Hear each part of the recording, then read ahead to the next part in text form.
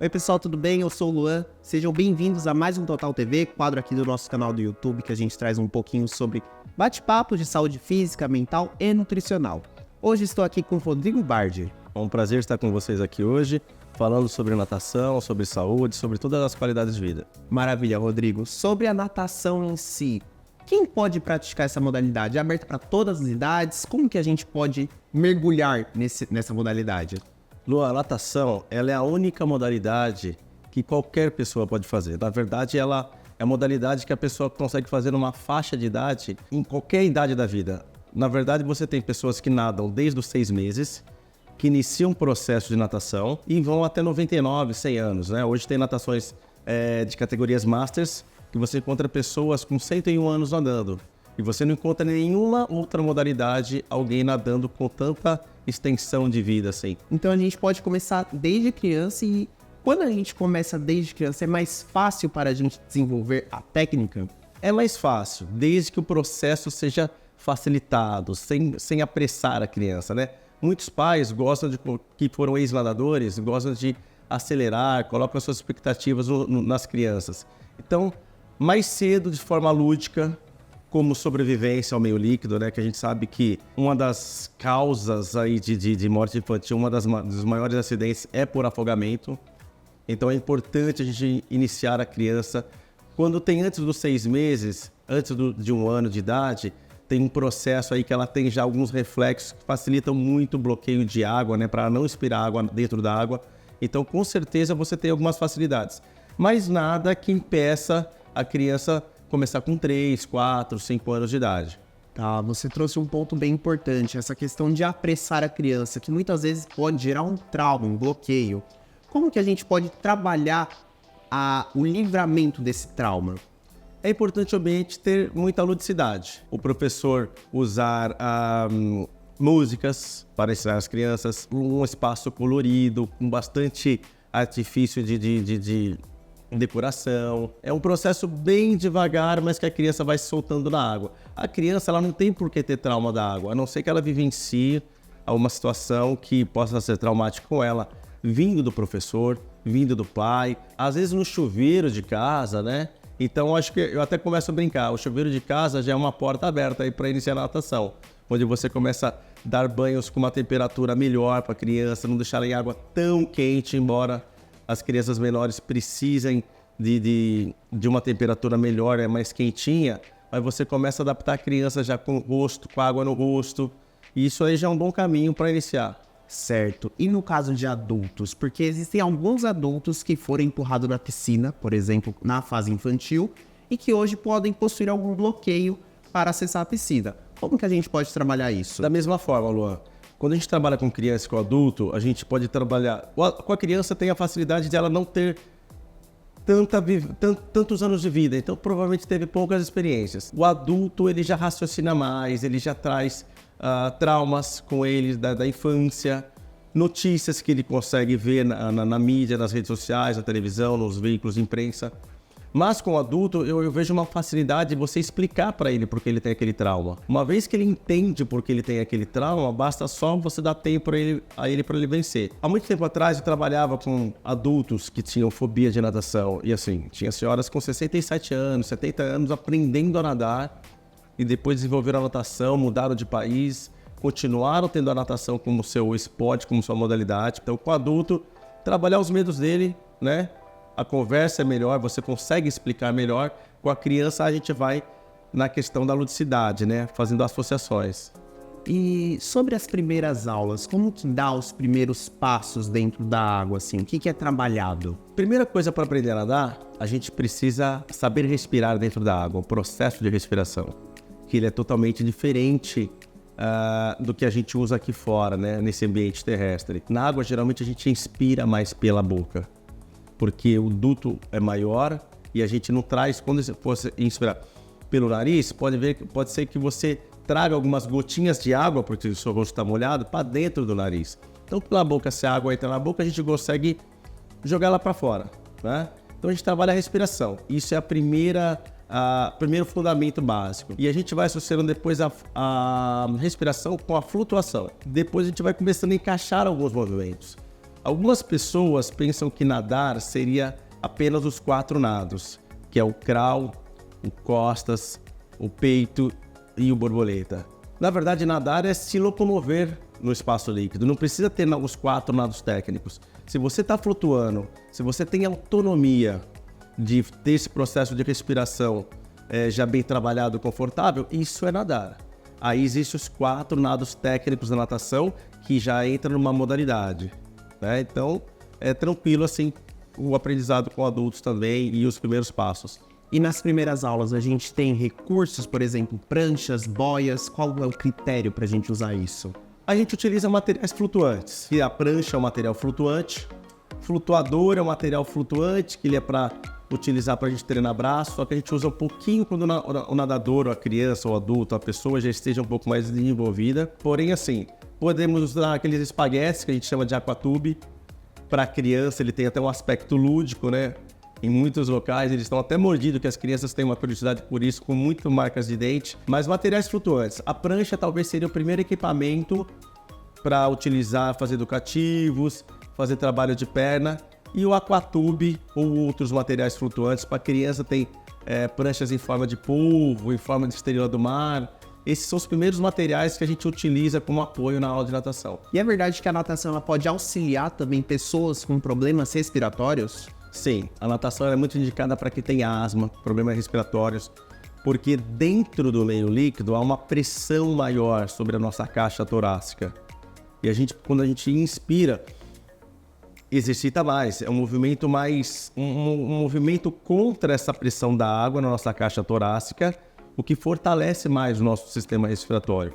Que fora da água a gente não tem essa pressão da água agindo sobre o nosso corpo. E aí tem todo esse trabalho de time também, né?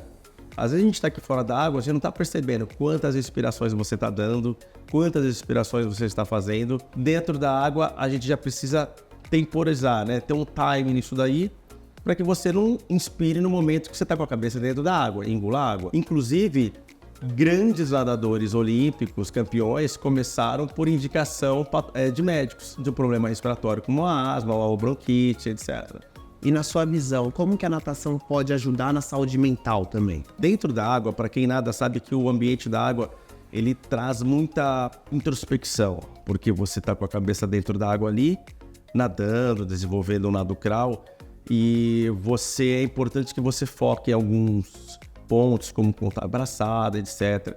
A gente tem até um nadador, Michael Phelps, depois de muito tempo ele colocou que ele tem TDAH, e a natação, não só como a natação, mas como qualquer esporte, auxilia muito nisso, né?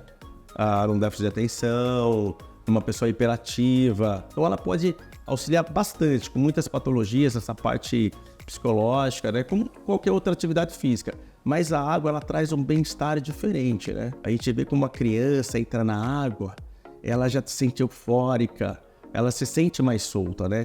Quando não tenha traumas vivenciados anteriormente. Agora, com as Olimpíadas chegando, a gente vê que a modalidade de natação fica muito em evidência.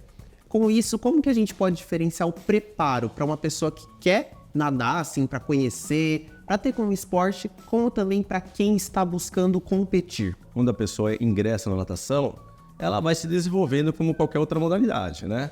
Depois de um tempo, o que vai diferenciando de um atleta? Então, vamos falar a natação como fim de performance e a natação como meio a contribuir na saúde ou na formação do indivíduo. A natação como performance, você vai dar muito mais intensidade, volume no treino. Isso, claro, vem numa progressão. Na base que a gente fala, naquela construção, quando a pessoa inicia nos primeiros anos da modalidade, a gente consegue perceber que aquele indivíduo ele já tem uma facilidade. Você como professor, como você técnico, você percebeu.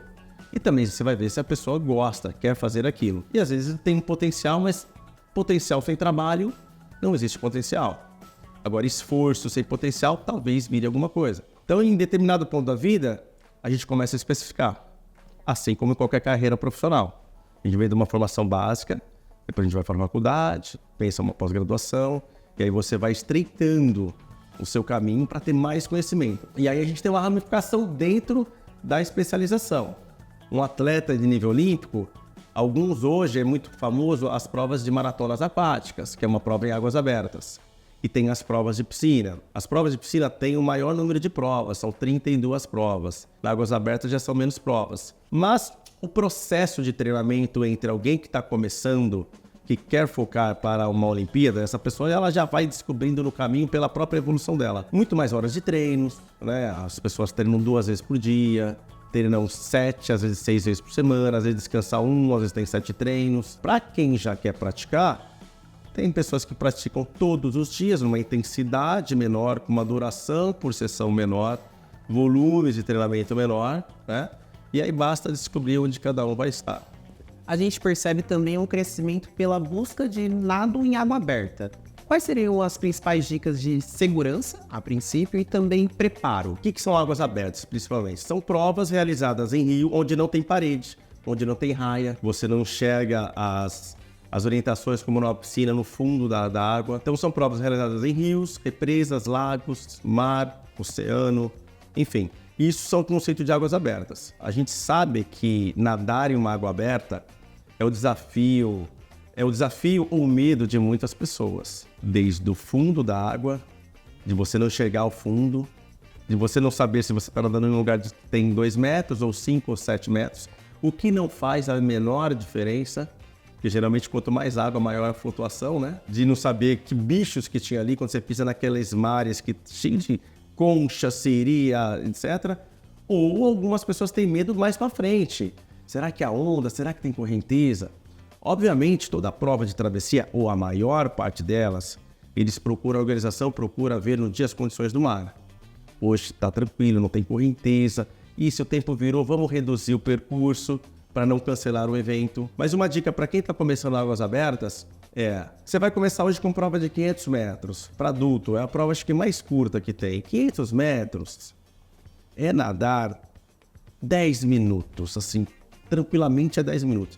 Se você estiver começando e estiver muito devagar, talvez você vai nadar em 15 minutos, ou seja, não é uma grande prova. Então o que eu recomendo? A pessoa treinar, às vezes, 700 metros na piscina. Ter essa segurança fisiológica. Eu vou nadar 500, eu vou treinar 600, 700 na piscina. Tô cansado? Não boto o pé no chão, eu flutuo, deito a cabeça. Pode se mudar de nado durante águas abertas, você pode fazer o nado peito, você pode nadar de costas, você pode parar. Comparado às provas de piscina, as regras são muito mais abertas. Não tem uma regra técnica de descaracterização do nado. Você pode ir de qualquer forma. Depois disso, eu sempre recomendo as pessoas tentarem fazer uma vivência com o seu treinador antes do dia da sua prova. Porque muitos acabam travando. E não precisa fazer uma prova. Exemplo, você vai fazer a prova de 500 metros. Você não precisa rodar os 500 metros. Você pode 50 metros, 20 para frente, 20 para trás. 20 para frente, fica flutuando um pouco lá. Não é tranquilo? Tá tranquilo, tô descansado. Continua. Aí você volta, já fizemos 50 metros, só nesse aquecimento, que foi 10% da prova. A vivência, as pessoas saberem o que vai acontecer, quais são as etapas. E se vier onda? Vamos passar por baixo da onda. Aí você, se tiver um dia onda ali, você simula. Entra por baixo e relaxa. Aí a pessoa, quando ela está preparada para o que vai vir, ela, assim, aumenta muito a chance de êxito, né? E diminui muito a chance de falhar. Maravilha. Então a gente percebe também que público não falta. A gente pode começar desde criança até adulto. Também opções não faltam, desde a piscina do prédio até um mar aberto, por exemplo. Muito obrigado pela presença, Rodrigo Bardi. Obrigado, eu que agradeço aqui. O papo foi muito bom. Falar de natação, de esporte, é um prazer ter estado aqui com vocês. Se você ainda não é inscrito no nosso canal, se inscreva agora mesmo e também deixe o curtir neste vídeo. Muito obrigado pela presença e até a próxima. Tchau, tchau.